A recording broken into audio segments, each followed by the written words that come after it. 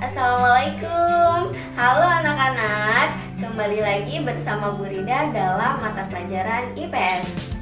Hari ini Ibu akan ngajakin kalian untuk bahas salah satu materi kelas 8, yaitu perdagangan antar daerah atau disebut juga perdagangan antar pulau.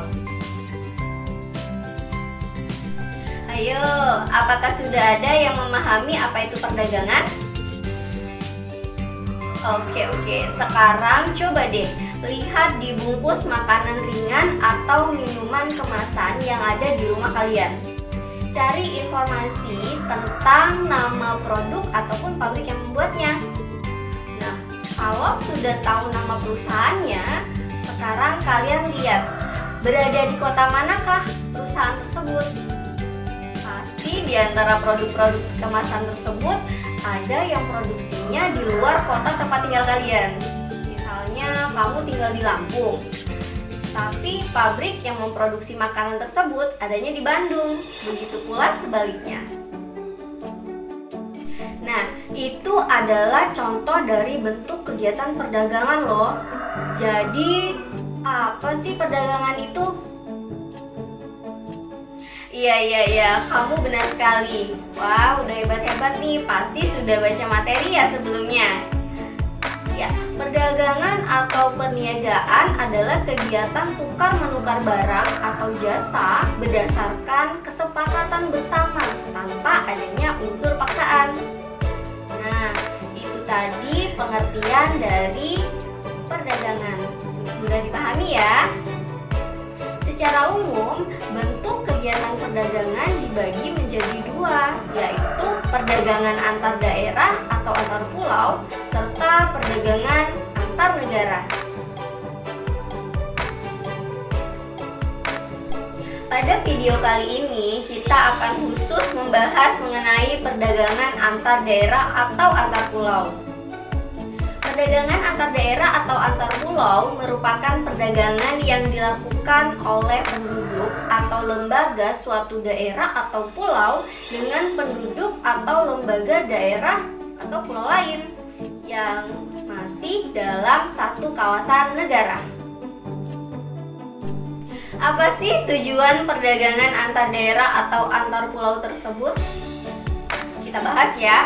Yang pertama, jelas untuk memperoleh keuntungan. Nah, keuntungan itu kan diperoleh dari selisih harga beli dengan harga jual.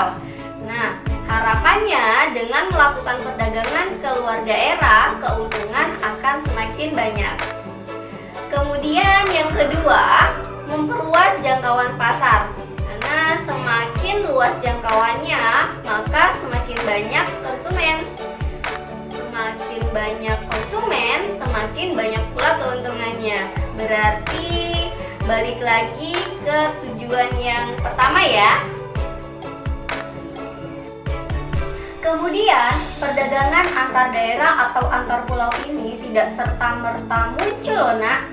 Paling tidak ada dua faktor pendorong perdagangan antar daerah. Apa saja sih? Nah, yang pertama, perbedaan faktor produksi yang dimiliki, terutama faktor produksi alam. Misalnya, daerah pesisir pantai pasti ingin hasil produksinya juga sampai ke pelosok. Nah, begitu juga yang di daerah pelosok pegunungan. Hasil produksi seperti sayuran, buah-buahan pasti juga ingin sampai ke tangan penduduk di pesisir. Oleh karena itu, diperlukan adanya kegiatan perdagangan di mana hasil produksi bisa saling memenuhi kebutuhan. Kemudian, faktor kedua yang mendorong perdagangan antar daerah atau antar pulau ini adalah perbedaan tingkat harga. Contohnya begini nak, Provinsi Lampung yang terkenal sebagai penghasil tenun tapis. Pengrajin tapisnya pasti ingin mendapatkan untung dong. Nah, umumnya harga tenun tapis di Lampung lebih murah karena Lampung pusat dari pengrajinan tapis. Oleh karena itu, para pengrajin tapis di Lampung memasarkan tapisnya ke daerah lain. Selanjutnya, apa sih manfaat perdagangan antar daerah atau antar pulau? Ada yang tahu?